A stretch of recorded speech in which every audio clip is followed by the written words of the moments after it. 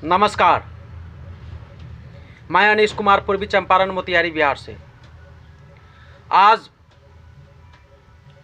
सबसे पहले तो मैं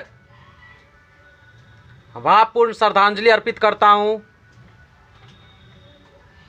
जो कल दिनांक 8/12/2021 को हमारे भारत माँ के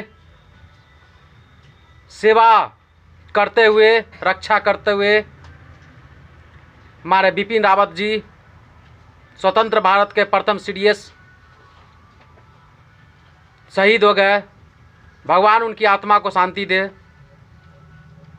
और मैं अब आप लोगों को बताना चाहता हूं कि CDS क्या था, उसकी क्या भूमिका थी और यह पोस्ट क्यों बनाया गया और कब बनाया गया।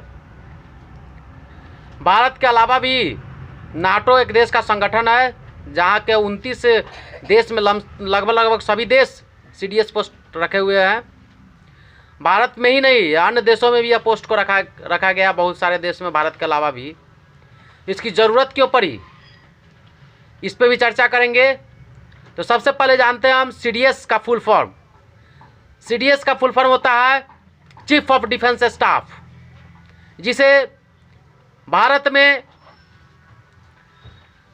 24 दिसंबर 2019 को CCS cabinet committee of security के द्वारा औपचारिक ऐलान किया गया कि भारत में CDS होना चाहिए। याद रखिएगा डेट, 24 दिसंबर 2019 को CCS cabinet committee of security के द्वारा औपचारिक ऐलान किया गया कि भारत में CDS जैसे पोस्ट होना चाहिए, CDS chief of defence staff.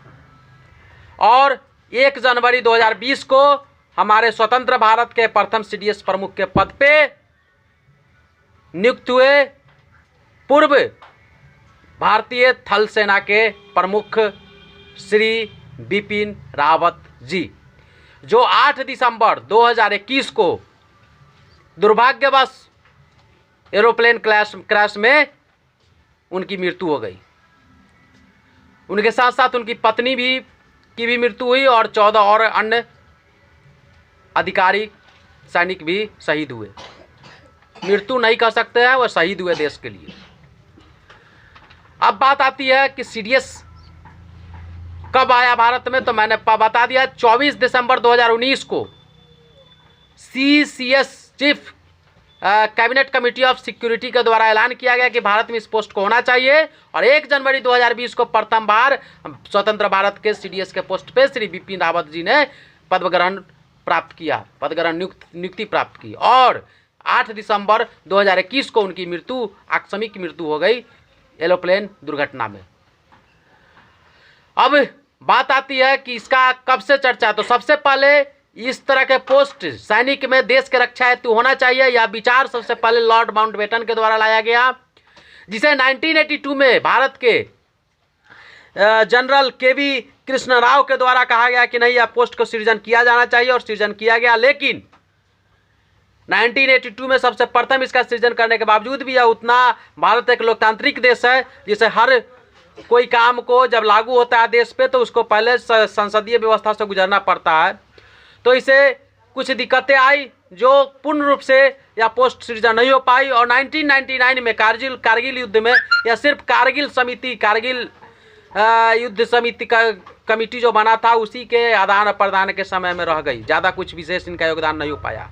लेकिन उस ज़्यादा नुकसान को देखते हुए 2001 में LK आडवाणी के नेतृत्व में ग्रुप ऑफ मिनिस्टर के द्वारा मांग किया गया कि नहीं, CDS पोस्ट होना जरूरी है भारत में।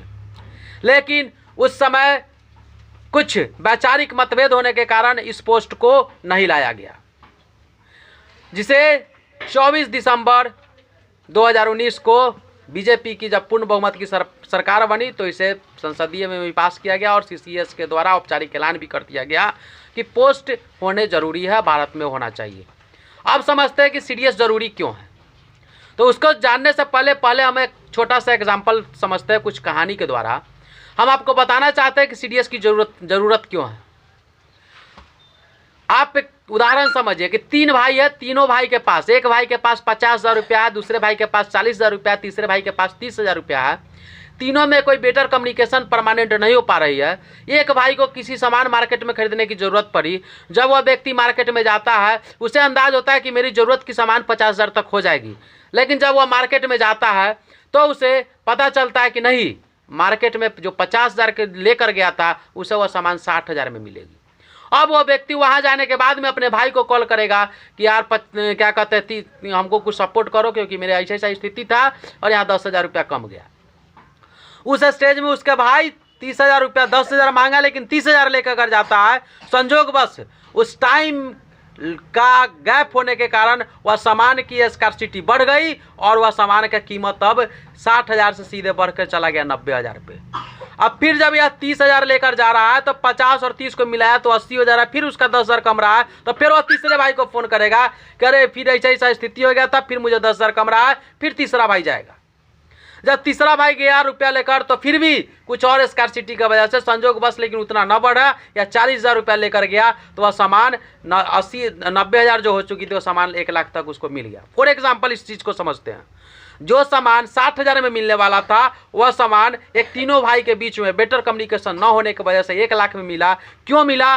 क्योंकि अगर यह तीनों भाई एक दूसरे से पहले से एक दूसरे से कंबाइन होते और कोई ऊपर का नेतृत्व होता जो उस सामान को भी देखते रहता, मार्केट प्राइस को देखते रहता, उसको पता चल रहता और अपने इस तीनों भाई को भी देखते रहता कि इस तीनों के पास में ऐसा पूंजी है, तो पहले ही बता देता कि नहीं, उस मार्केट में जाओगे तो वो सामान 60,000 में मिलने वाला है, तुम्हारे पास 50,000 रुपया है, 10,000 रुपया किसी भाई से सपोर्ट ले लो और तुम जाके मार्केट में चले जाओ, वह सामान खरीद लो। वह जाता आराम से सामान लेके चला आता, उसे पता होती। तो इससे क्या फ़ायदा होता है? उसका टाइम बचता। और दूसरी फ़ायदा क्या होती कि जो रुपया 60 का 1 लाख लगा वह रुपया भी बचत होती। ठीक वही कॉन्सेप्ट यहाँ पे लागू होता है सीडीएस में। अगर सीडीएस पोस्ट नहीं था तो क्या था?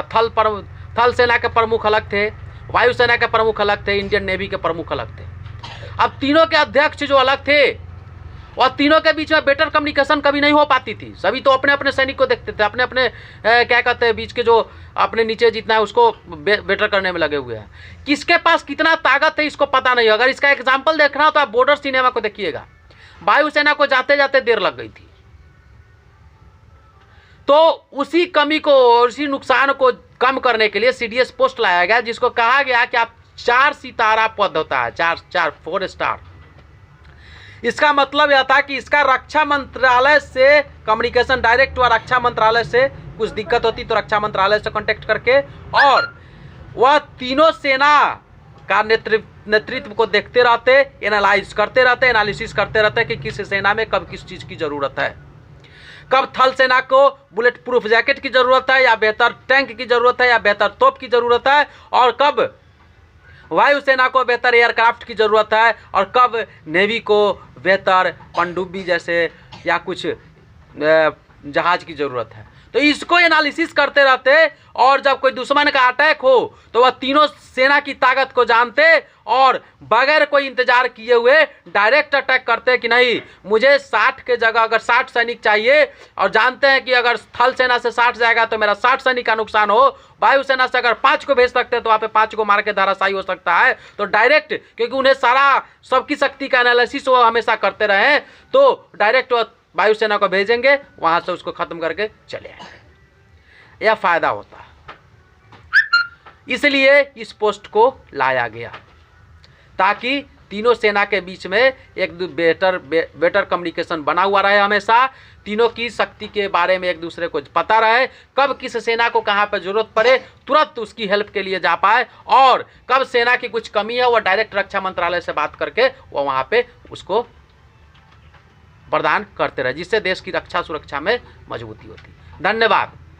अगर वीडियो अच्छा लगे शेयर कीजिए, लाइक कीजिए, आगे बढ़ाइए, और हर गांव के लोगों के पास में बात पहुंचना चाहिए कि सीडीएस होता क्या था। बिपिन रावत जी मरे हैं, बिपिन रावत जी शहीद हुए देश के लिए, उनको फिर मैं अंत में भावपूर्ण श्रद्धांजलि देना चाहता हूं। जय हिंद, जय भारत, इनकलाब जिंदाबाद।